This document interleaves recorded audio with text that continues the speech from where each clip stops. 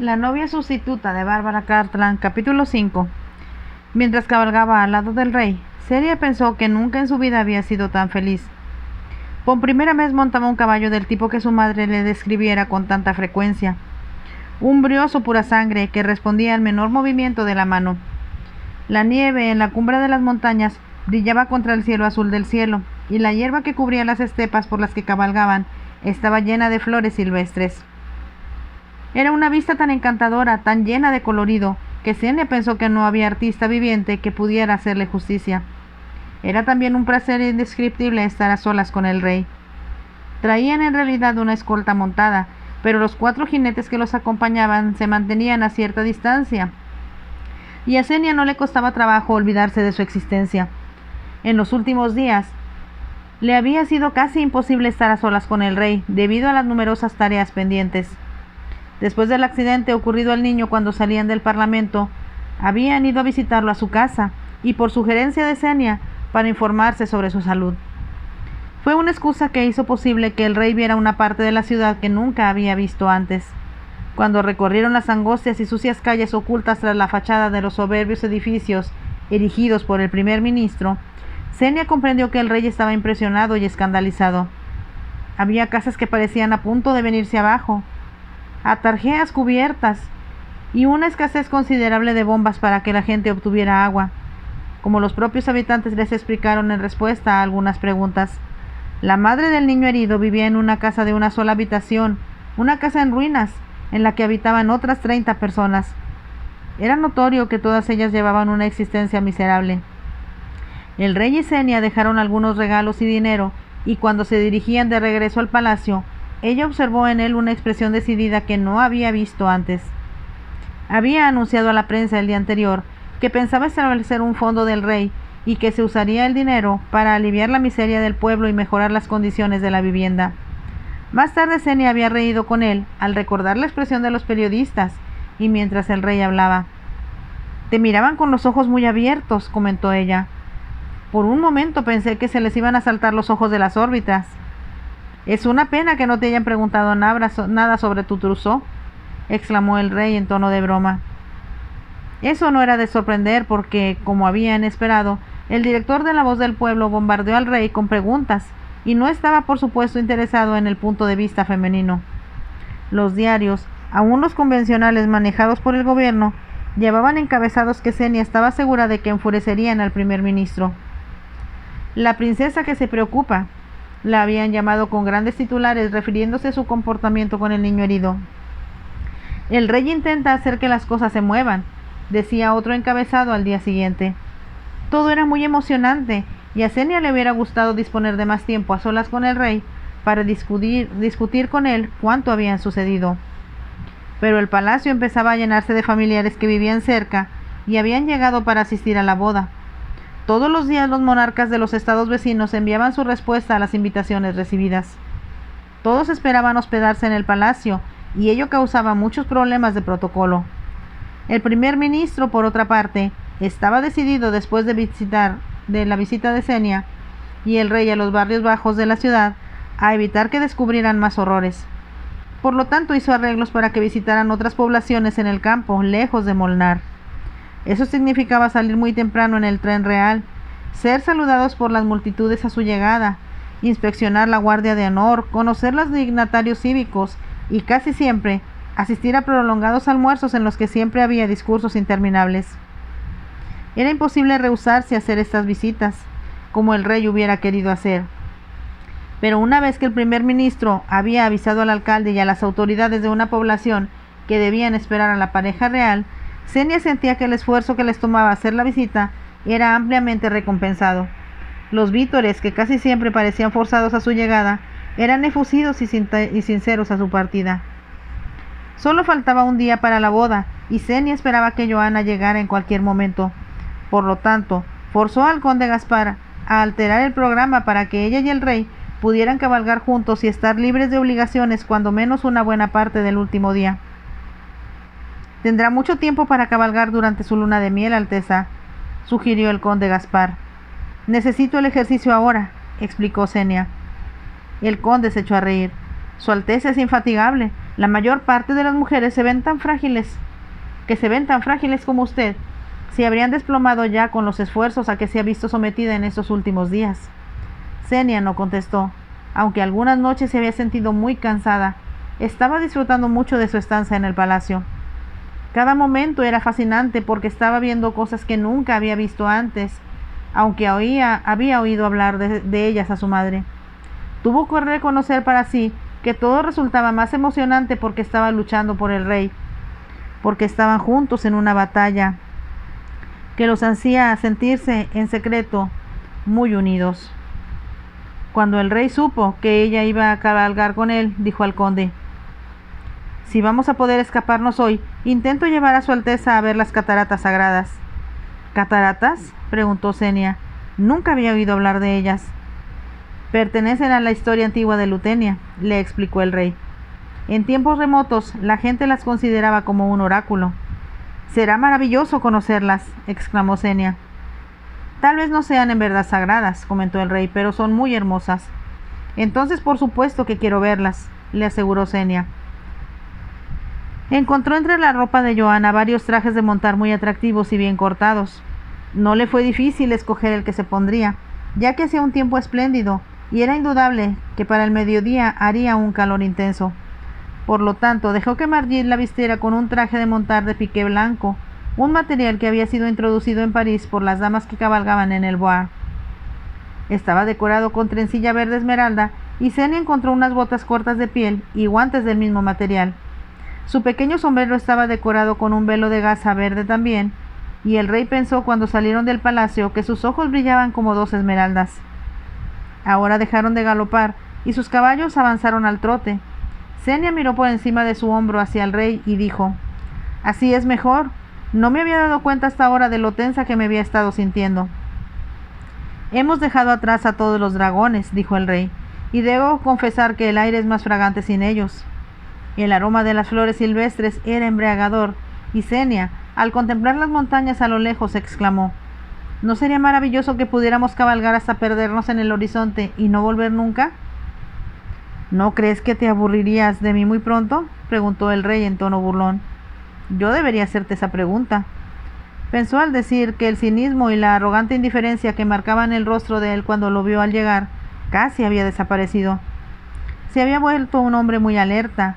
Desde que iniciaron la lucha contra el primer ministro, tenía el aire de un soldado que, impulsado hacia el campo de batalla, estaba decidido a ser el vencedor.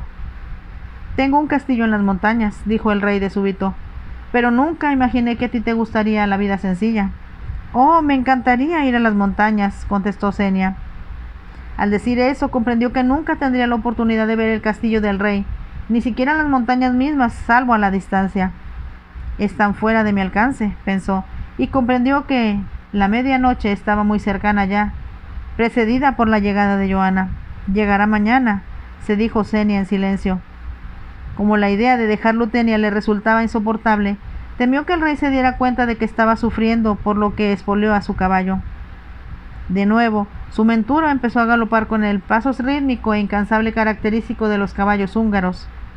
El rey iba a su lado, y había una intensa emoción en el hecho de moverse a tanta velocidad, con el aire fresco y suave golpeando contra su rostro. Habían cabalgado unas 2 horas cuando el rey dijo: «Nos acercamos a las cataratas y debemos permitir que nuestra escolta nos dé alcance, para que se haga cargo de nuestros caballos». Xenia tiró de las riendas y al hacerlo exclamó: «Montas en forma magnífica. Adiviné que así debía ser». «Es el cumplido que puedo devolver con toda sinceridad», contestó el rey. «De hecho, no tenía idea de que eras una amazona tan extraordinaria». «Hacía tiempo que no montaba», dijo Xenia. Comprendió que había hablado sin pensar y se apresuró a añadir: «Bueno, a mí siempre me parece el tiempo muy largo cuando dejo de montar, aunque sea por unos días». «Tan pronto como nos casemos, saldremos a cabalgar todos los días», dijo el rey. «Tengo excelentes caballos en el palacio de verano y me agradará mucho mostrártelos». «Y a mí me encantará verlos», dijo Xenia, y trató de evitar que su voz reflejara la desolación que la invadía al comprender que ese día no llegaría nunca. El rey acercó un poco más su caballo al de ella, antes de decir en un tono que ella no le había escuchado antes: «Cada día desde que llegaste a Molnar, te veo más linda que la anterior.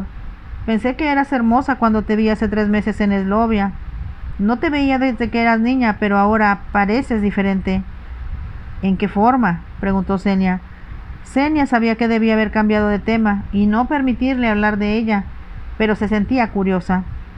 Además, también, debido a que él había estado diciéndole cumplidos, sentía algo extraño en su interior, un sentimiento que no lograba reconocer, pero que se apoderó de ella.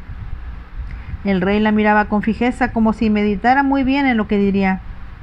«Hay algo muy juvenil en ti», dijo con aire reflexivo, «y sin embargo, con respecto a muchas cosas, pareces tener muchos años. Eres tan sabia que me asombra tu habilidad para manejar a la gente». «Me estás adulando», murmuró Xenia llena de timidez.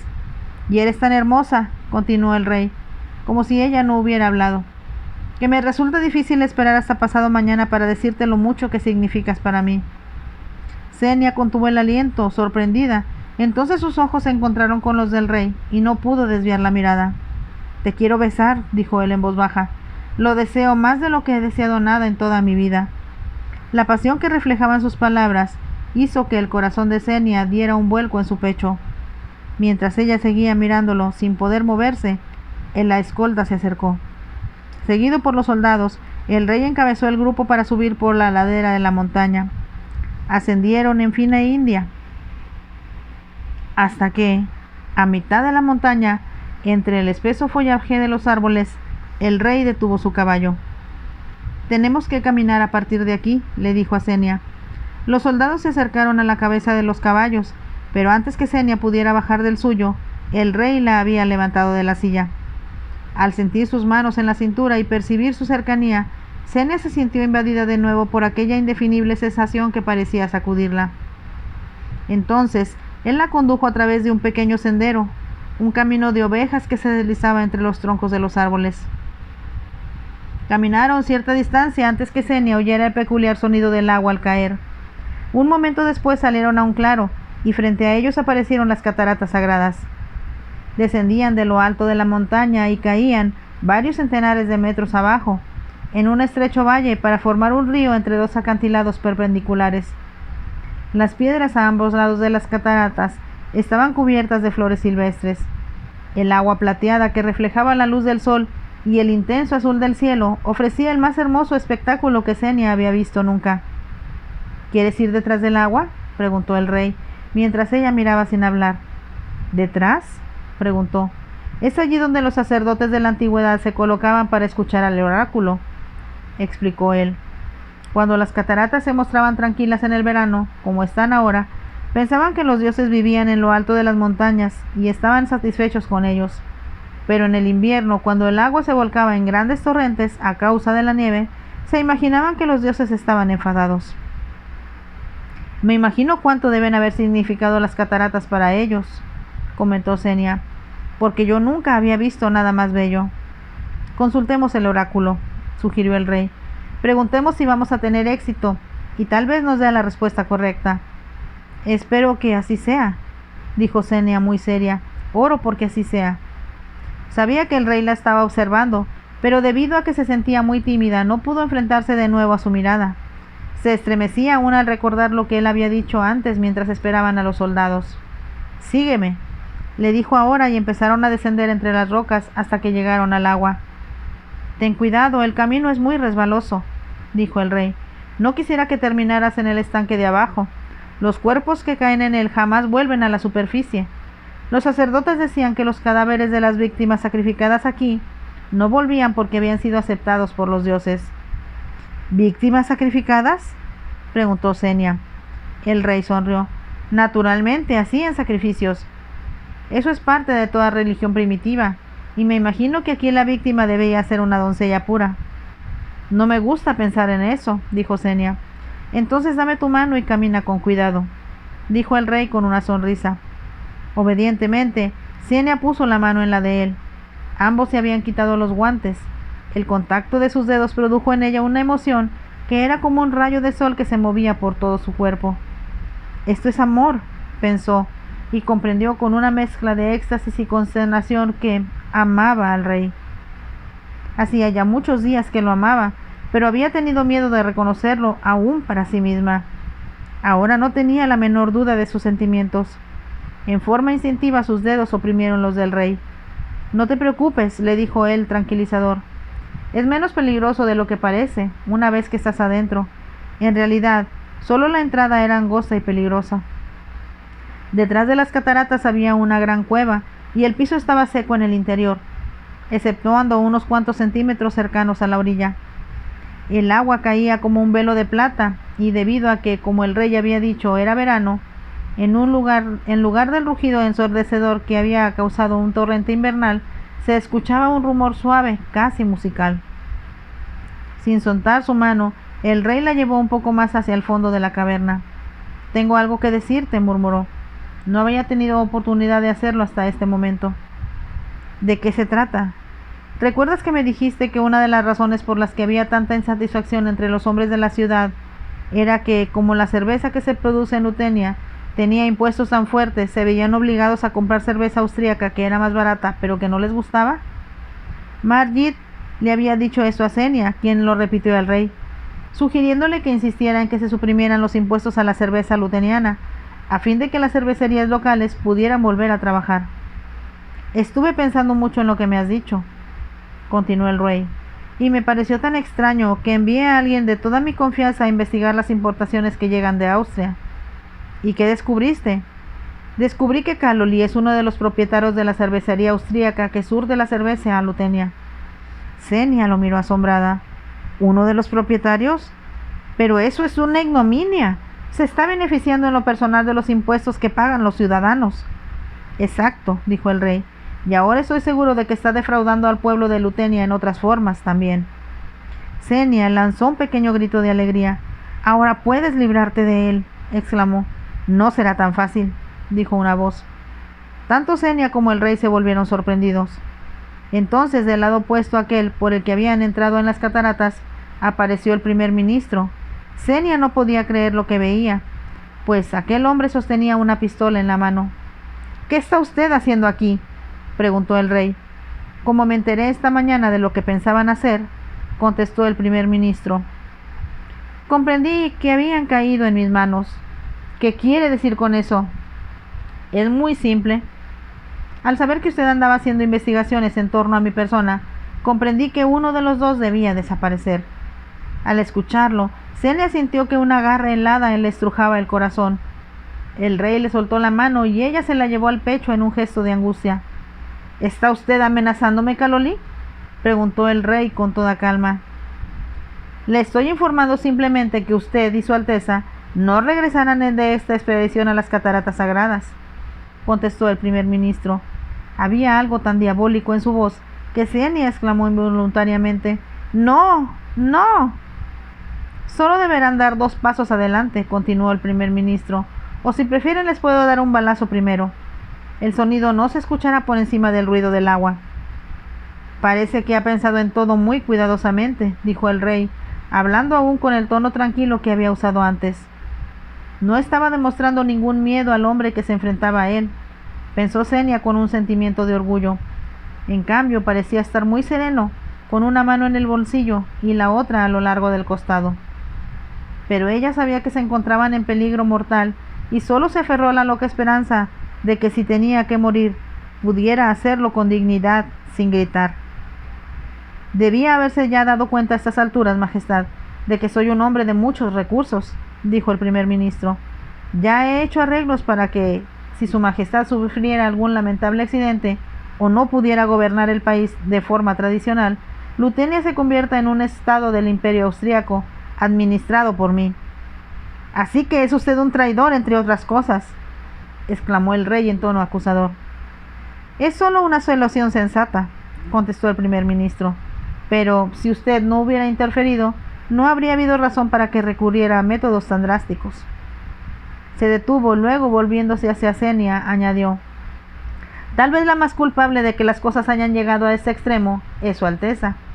Las mujeres son la raíz de todos los problemas y ella no es la excepción». «Deje a su Alteza al margen de esto», dijo el rey. «Estoy dispuesto a hacer un trato con usted, mi vida a cambio de la de ella». El primer ministro sonrió de forma desagradable. ¿Se imagina que yo sería tan tonto como para dejar vivo a alguien que será testigo de su desventurada muerte? El rey no contestó, y el primer ministro continuó diciendo: no deseo perder más tiempo. Debo volver a Mornar a esperar los informes de la escolta que los acompañó y que informará que ustedes han desaparecido sin dejar huella. Se imaginarán que los dioses de las cataratas sagradas han aceptado un sacrificio real por el bien de Lutenia. Se estaba burlando de ellos, como Senia sabía muy bien, y al mismo tiempo estaba disfrutando del poder que su posición le había dado.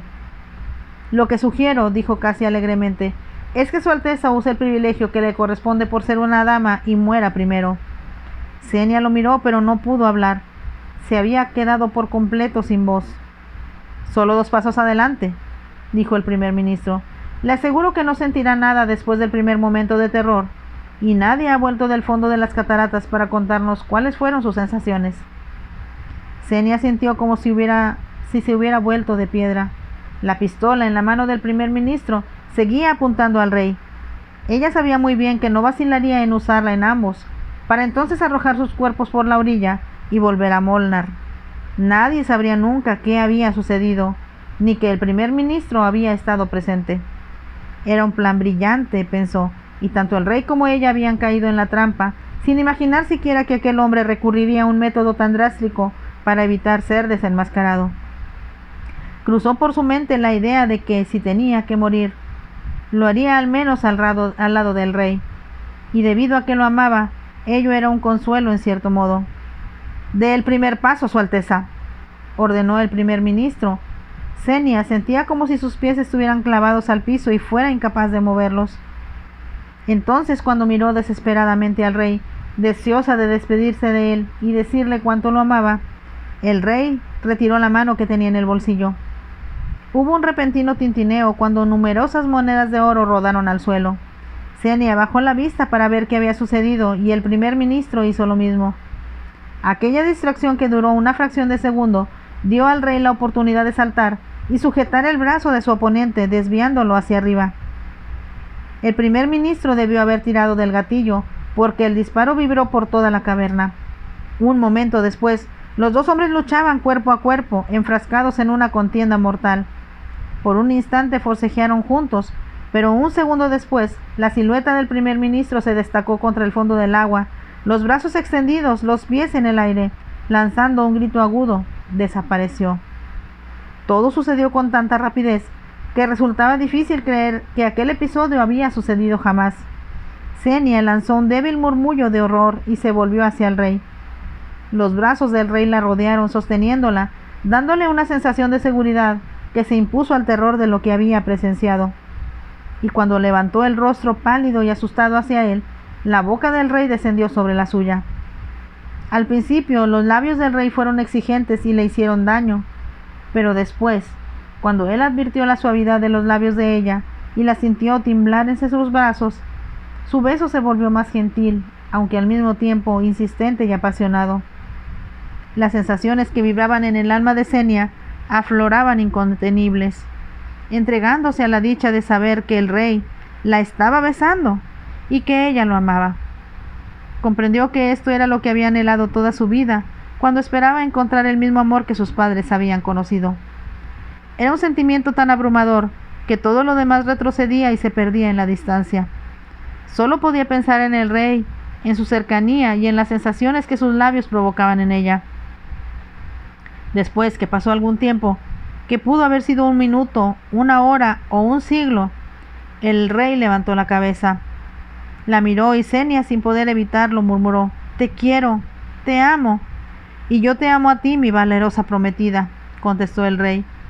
Empezó a besarla de nuevo en una forma desesperada y apasionada, como si quisiera expresarle así su alivio de que estuvieran todavía vivos y libres del peligro que los había amenazado. Le besó los ojos, las mejillas, las orejas y la curva del cuello. Levantó una mano para quitarle el sombrero de la cabeza y poder acariciar su brillante cabellera. Senia sintió que todo el cuerpo se derretía y que se fundía con el cuerpo de él para convertirse en un solo ser. Por fin el rey levantó la cabeza de nuevo para decir con gentileza: «Somos libres, preciosa mía, y estamos vivos». Senia ocultó su rostro contra el hombro de él. «Pensé que íbamos a morir», murmuró. Yo también lo pensé, reconoció el rey. ¿Cómo podía haberlo sabido? ¿Cómo suponer siquiera que ese hombre en el fondo era un asesino? Yo sabía que era un hombre horrible y diabólico la primera vez que tomé su mano, murmuró Senia. El rey cuadró los hombros. El mundo será un mejor lugar sin él, dijo el rey. Pero debes comprender, pequeña mía, que nadie, absolutamente nadie, debe saber nunca cómo murió. No debemos volver a hablar de esto jamás, por si alguien nos escuchara como él escuchó lo que nosotros hablábamos aquí. ¿Qué sucederá cuando descubran que desapareció?, preguntó Senia. Habrá muchas especulaciones, pero como Kaloli debe haberse cuidado bien de que nadie supiera hacia dónde iba, nadie nos asociará con ello. Besó a Senia de nuevo y entonces dijo: ven, volvamos a casa. Creo que han pasado demasiadas cosas en un solo día. La tomó de la mano y la condujo con gran cuidado fuera de la caverna hacia la luz del sol. Senia encontró que le era imposible mirar hacia donde caía el agua de las cataratas. Como si comprendiera sin necesidad de palabras lo que estaba sintiendo, el rey la hizo subir por el sendero hasta que llegaron a los árboles. No mires hacia atrás, mi amor, le dijo, y recuerda, no ha pasado nada, excepto que viste las cataratas sagradas y te parecieron muy bellas. Miró a Senia y añadió: y no tengo palabras para decirte lo hermosa que eres y lo mucho que te amo. Sus palabras iluminaron de nuevo los ojos de Senia. ¿Cómo pude haber soñado siquiera que iba a sentirme así?, preguntó el rey. Inclinó la cabeza y, como si no pudiera contenerse, le besó los labios. Luego, con resolución, como si supiera que era imperativo que volvieran a casa, la condujo de regreso a través del bosque. Cabalgaron a toda prisa, en silencio. Solo cuando se encontraron de nuevo en el palacio, Senia empezó a sentirse de pronto muy débil y la invadió todo el horror de lo ocurrido. Quiero que subas a descansar, dijo el rey cuando la levantó de la silla. Explicaré a todos que te cansó la cabalgata, y sin importar qué compromisos tengamos para esta tarde, los cumpliré sin ti. No, yo estaré bien, empezó Senia. Es una orden, dijo el rey. Tú querías que fuera autoritario, y voy a empezar por serlo contigo. Ella sonrió porque comprendió el significado que encerraban aquellas palabras. Entonces, después que Margit la ayudó a meterse en la cama, comprendió que estaba exhausta y que lo único que deseaba era dormir. Durmió varias horas y despertó para descubrir que la tarde se acercaba a su fin. Se preguntó qué estaría haciendo el rey y si la gente de la ciudad no empezaría ya a preocuparse por la ausencia del primer ministro. Tenía tanta curiosidad por saber lo que estaba sucediendo que sintió deseos de levantarse para averiguarlo. Sin embargo, le costaba mucho trabajo moverse y comprendió que una de las razones por las que se sentía rígida a causa de las muchas horas que había pasado cabalgando, después de no haber montado por tanto tiempo. Había sido un placer incomparable en el momento de hacerlo, pero ahora estaba pagando físicamente el precio. Quiero ver al rey, se dijo y se quedó dormida de nuevo, pensando que los labios de él estaban aún sobre los suyos. A la mañana siguiente, Margit la despertó como de costumbre, llevándole los diarios. Ahora la voz del pueblo era incluido en forma automática con los otros tres. Senia se sentó en la cama para revisar los encabezados, pensando que tal vez mencionarían algo acerca de la desaparición del primer ministro, aunque lo consideraba todavía improbable. En cambio, los encabezados hablaban de grandes titulares sobre el discurso que el rey había pronunciado el día anterior. Senia recordó que debía haber estado presente en la recepción cívica que ambos recibirían los regalos del alcalde y de la corporación de Molnar. Se sintió desilusionada al darse cuenta de que se había perdido lo que debió ser una declaración sensacional del rey. Había informado a los dignatarios de la ciudad acerca de las instrucciones que dio al canciller encargado del tesoro, a fin de que redujera todos los impuestos, especialmente los que afectaban a la industria. Luego, había añadido que en el futuro, aquellos que desearan establecer nuevas industrias en Lutenia o ampliar las ya existentes, obtendrían concesiones especiales del gobierno. Senia sonrió al imaginar la sorpresa con que habrían sido acogidas aquellas palabras y la excitación de los periodistas. Eso era lo que ella esperaba que él dijera. Sabía que el hecho de que no encontraría ya oposición de un parlamento que había perdido a su cabecilla daba un énfasis adicional a sus palabras. «Estas son buenas noticias, Su Alteza», exclamó Margit con una sonrisa. «Muy buenas», reconoció Xenia. «Y ahora, Margit, ¿qué tengo que hacer esta mañana?» «Hoy debe recibir a muchas diputaciones, Su Alteza, pues vienen a presentarle sus regalos», contestó Margit. «La primera llegará a las 10:30 de la mañana». Xenia comprendió que disponía de muy poco tiempo. Tomó a toda prisa el desayuno y se dio un baño. Cuando empezó a bajar la escalera, comprendió que lo que más deseaba en esos momentos era ver al rey, pero estuvo ocupada hasta la hora del almuerzo. Luego, debido a que se trataba de un almuerzo especial, al que asistirían todos los familiares del rey y los demás invitados que habían llegado ya para la boda, ella y el rey quedaron sentados en extremos opuestos de la mesa. Sin embargo, cuando se encontraron en el salón antes del almuerzo, el rey había llevado las manos de ella a los labios. Xenia sintió que la recorría un ligero estremecimiento porque él la estaba tocando, y se sentía segura de que estaba tan emocionado al hacerlo como ella misma. Por la tarde, el rey tuvo junta con el consejo privado, durante la cual, en ausencia del primer ministro, presentó un número considerable de sugerencias e instrucciones que dejaron a quienes les escuchaban muy impresionados, aunque al mismo tiempo un tanto temerosos. El rey se daba perfecta cuenta de que todos se preguntaban qué diría el primer ministro a su retorno, y que se sentían, por decirlo así, entre la espada y la pared. En la noche, un extraño rumor empezó a circular por la ciudad. Se decía que el primer ministro estaba desaparecido, porque era muy posible que se presentaran cargos contra él debido al comercio ilícito que mantenía con un país extranjero y por intrigar con Austria contra la independencia de Lutenia. Nadie sabía dónde habían surgido tales rumores, pero todos los repetían, desde el ciudadano más encumbrado hasta el más humilde. Mientras Xenia se vestía para la cena, pensaba con desolación que aquella sería su última noche con el rey, y que por lo visto no tendría oportunidad de volver a estar a solas con él. Estaba convencida de que antes que saliera para la catedral a la mañana siguiente, Johanna aparecería para ocupar su lugar. El tiempo pasaba deprisa.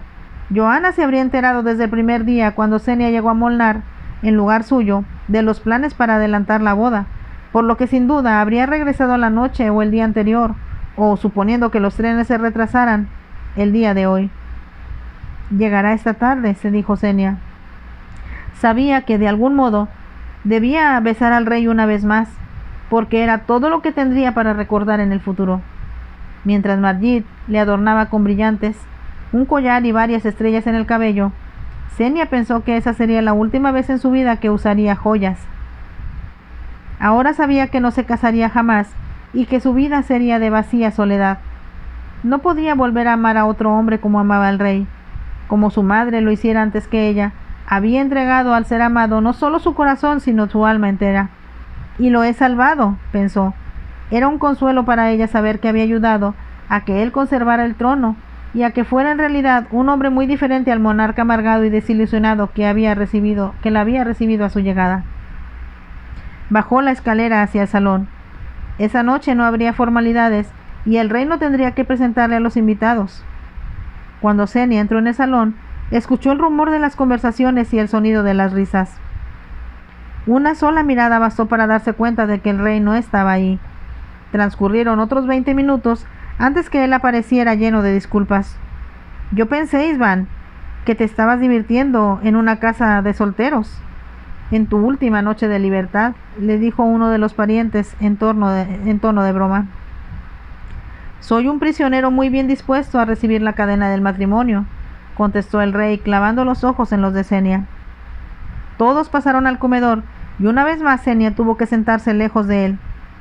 Junto a ella se sentaba otro monarca y al otro lado un anciano familiar del rey. Después de la cena, las damas se retiraron al salón y Xenia esperó impaciente a que el rey se reuniera con ellas. «Debo verlo a solas, debo verlo», se dijo. Cada vez que se abría la puerta pensaba que sería un sirviente que llegaría a decirle que alguien la buscaba con urgencia y que al investigar se encontraría con Johanna. El rey entró en el salón, rió y conversó con sus invitados por un momento y al fin se acercó a ella. «Tengo algo que decirte», murmuró en voz baja. Ella lo miró a los ojos y todos los demás presentes parecieron desvanecerse de su vista. Xenia estaba segura de que él se sentía así también cuando salieron juntos por uno de los ventanales que daba al jardín. Caminaron a través de los prados cuando los últimos rayos del sol poniente jugueteaban en la fuente. ¿Qué sucede?, preguntó ella. Esta tarde he nombrado a un primer ministro temporal, en tanto podamos convocar a elecciones generales. ¿No era peligroso que hicieras eso?, preguntó ella a toda prisa. Los rumores respecto a la desaparición del primer ministro eran tan inquietantes que consideré justificado dar ese paso. «Oh, me alegro tanto», exclamó Xenia. «Todos se darán cuenta de que tú estás ahora manejando el reino y nadie más». «Así es como me sentí exactamente», sonrió el rey. «Sabía que tú comprenderías». Se detuvieron en un extremo del jardín, fuera de la vista del palacio. «No he tenido oportunidad», murmuró el rey con suavidad, «de decirte lo mucho que te debo. Me doy perfecta cuenta de que nada de esto hubiera sucedido de no haber sido por ti». «Ahora eres todo lo que yo quería que fueras», dijo Xenia.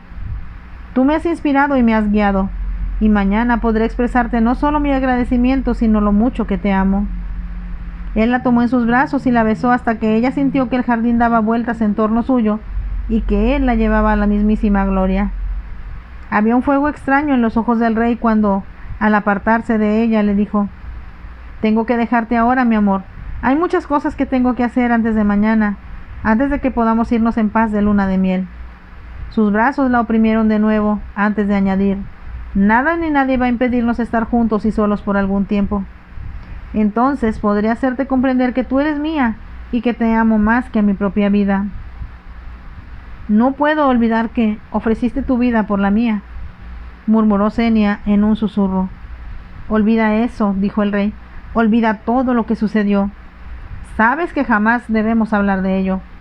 Pero recuerda que en el futuro, preciosa mía, no debe haber secretos entre nosotros». Él no podía sospechar que ya existía entre ellos un gran secreto. Xenia se preguntó por un momento si debía decirle la verdad, pero comprendió que eso no solo sería una deslealtad hacia Johanna, sino que no resolvería nada. Él estaba obligado a casarse no solo con su prima, sino con la hija del archiduque Federico de Prusen. A pesar de lo mucho que lo amaba, y aunque él a su vez quisiera conservarla como esposa, en caso de saber la verdad, ello sería imposible, porque había otros dos países involucrados en la unión, Prusen y Eslovia. Sabiendo que era la última vez que se besarían, Xenia se acercó de nuevo a él. «Bésame otra vez, István, por favor, bésame una vez más». «No una vez», contestó él. «Ese es el primero de 1000 besos que voy a darte, mi adorada». La besó con pasión. Entonces, como Xenia comprendió que para él era tan doloroso dejarla como para ella verlo partir, caminaron juntos de regreso al palacio. Cruzaron el ventanal y entraron en el salón, y el rey se separó de ella. A Xenia le resultaba difícil escuchar lo que se decía a su alrededor una vez que el rey se marchó. Entonces la duquesa viuda sugirió que se fuera a la cama. «Tienes mañana frente a ti un largo día, querida mía». Acompañó a Xenia hasta la puerta, y cuando ya nadie podía escucharla, le dijo: «No sabes lo que significa para mí ver a István tan feliz. Tú lo has cambiado, Johanna, y todos estamos muy agradecidos». «Gracias», contestó Xenia. Había un sollozo ahogado en aquella sola palabra. Xenia salió sola del salón y subió la gran escalinata del palacio, dirigiéndose a su alcoba. Fin del capítulo 5 de la novela La Nove Sostituta de Bárbara Cartland. Estuvo muy bueno este capítulo, espero que lo hayan disfrutado mucho. Si es así, por favor, déjenme un like y nos vemos en el siguiente capítulo. Bye.